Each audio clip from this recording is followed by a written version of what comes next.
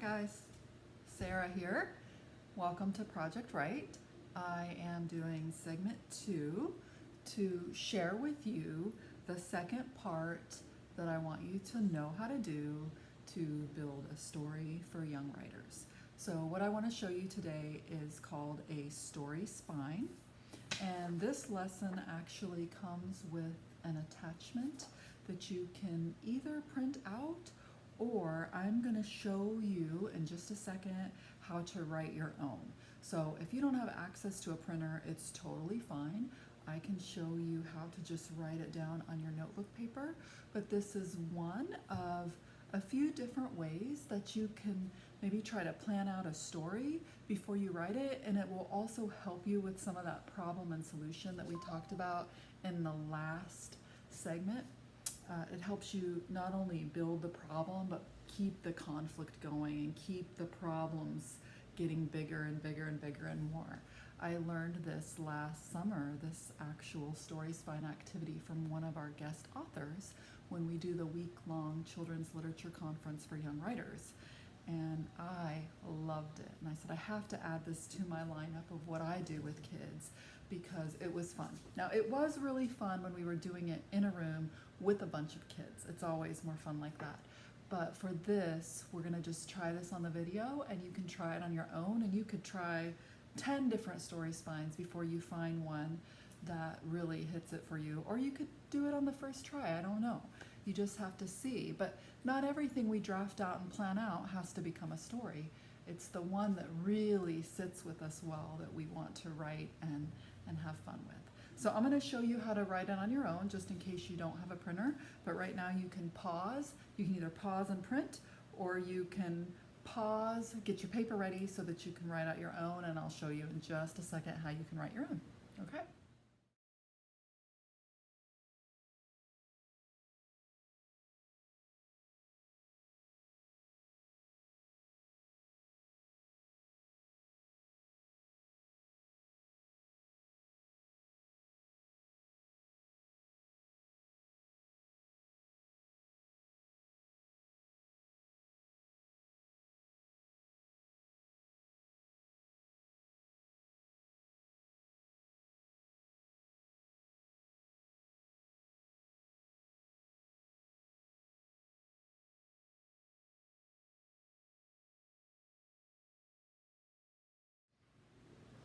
Okay, so I want to start my story spine, and I want to start it in the very beginning where it talks about once. And what it says is that I need to introduce my character, I need to give some physical details, introduce his setting, and just kind of set the stage. What does my character want? So I'm just going to make up a little story about a snail, because snails are slow and take a long time to do things. I'm going to name him Lackadaisical Larry. And I'm just gonna put Larry as a snail who lives in my front yard. He lives in my azalea bush that is out there. And basically I'm gonna pretend that I have a big blue house, and Larry lives kind of nestled between my azalea bush and a drain spout that is connected to the brick facade in the front.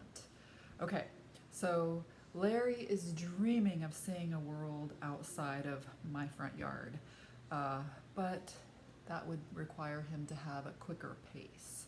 So he knows that a simple trip back and forth to my mailbox could take him maybe 10 hours.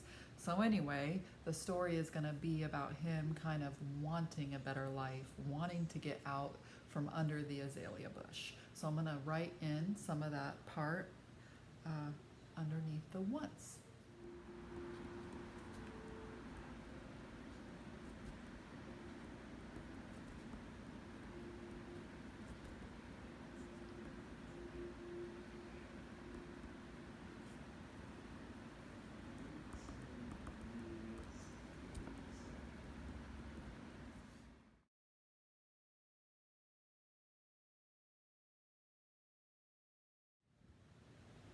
Okay, now I'm to the part where it says every day, but I'm switching it to every night. Every night, Larry sets out in search of fungi and algae and an occasional dessert of a scrumptious yellow dandelion. Larry's appetite was large and in charge, as all of that scooting around takes a lot of energy. So, Larry can stay awake for about 30 hours. That's what I'm going to put at the part that it says every night. I'm giving you kind of his ordinary life, his habits, his rituals, what's normal for him.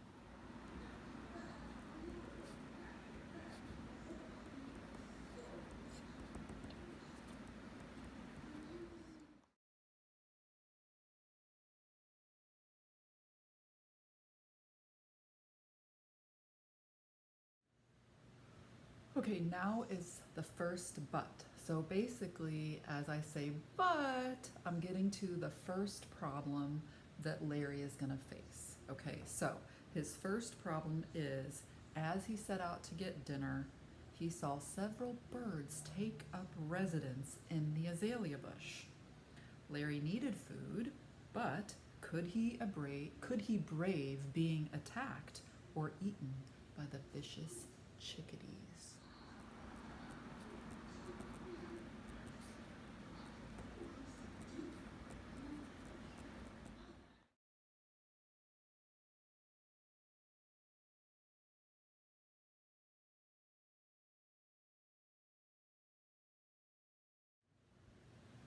So, because of that, Larry decided he better hold off on dinner until the morning. One missed meal is worth saving his life. So, tucked under a thick azalea branch, lackadaisical Larry waited with one eye open.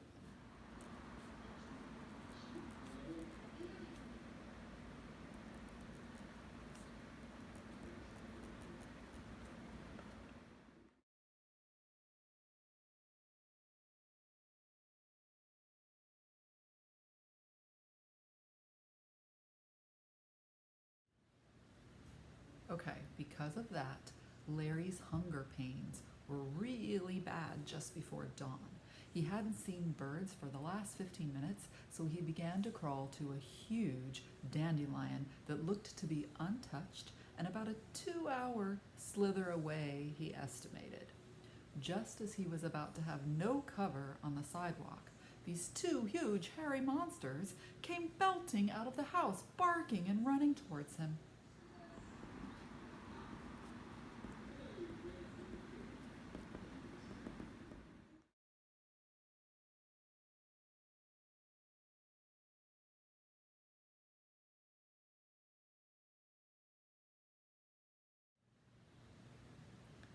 Because Larry had no defenses, he hid in his shell and waited for certain death.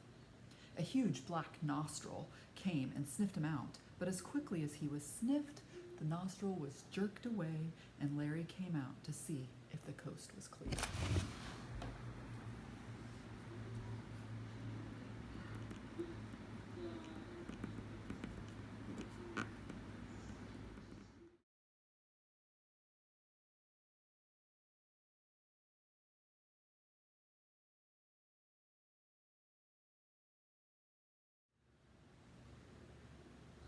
Finally, lackadaisical Larry noticed the dogs were gone, the birds were gone, and the dandelion was. Wait, where was the dandelion? He turned left. He turned right. Fiddlesticks! He screamed. Those hairy, barking varmints must have eaten the dandelion. Lackadaisical Larry could not allow himself to starve to death.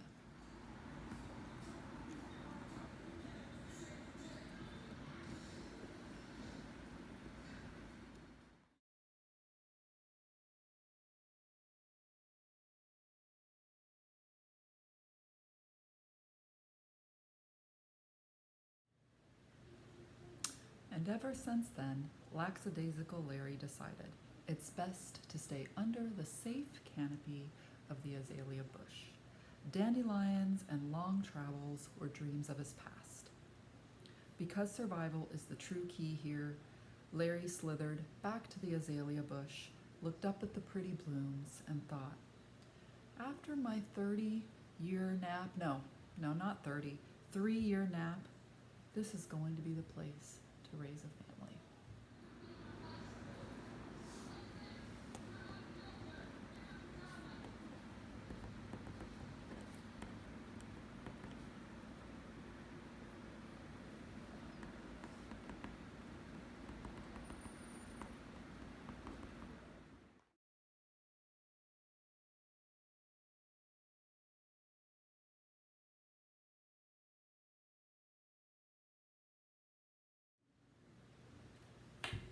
So that's a story spine. That is how you can make a plan for a story, and it really helps you get going, and it helps you not just put one problem in your story, but to just build problem after problem after problem until you get to some kind of maybe cliffhanger or climax moment where, I think in Larry's case, or lackadaisical Larry's case, it was where after all of that, the dandelion was gone. But for someone else, maybe it was when the dogs entered the picture.